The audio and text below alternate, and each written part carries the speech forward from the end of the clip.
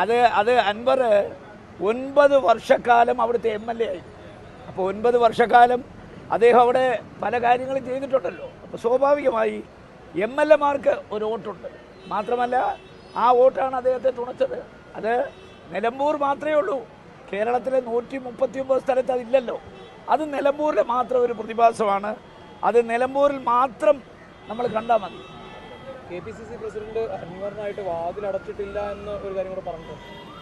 അൻവറിൻ്റെ പേരൊന്നും KPCC president പറഞ്ഞില്ല. ഞാൻ KPCC പ്രസിഡന്റ് പ്രസ്താവന ശരിക്കും കേട്ടതാണ്.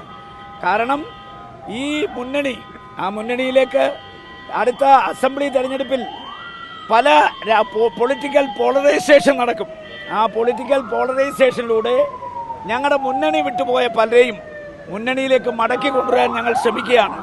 അതുകൊണ്ടാണ് മുന്നണിയുടെ വാതിൽ അടച്ചിട്ടില്ല എന്ന് KPCC പ്രസിഡന്റ് പറഞ്ഞത്. അത് PV അൻവറിനെ കുറിച്ചല്ല.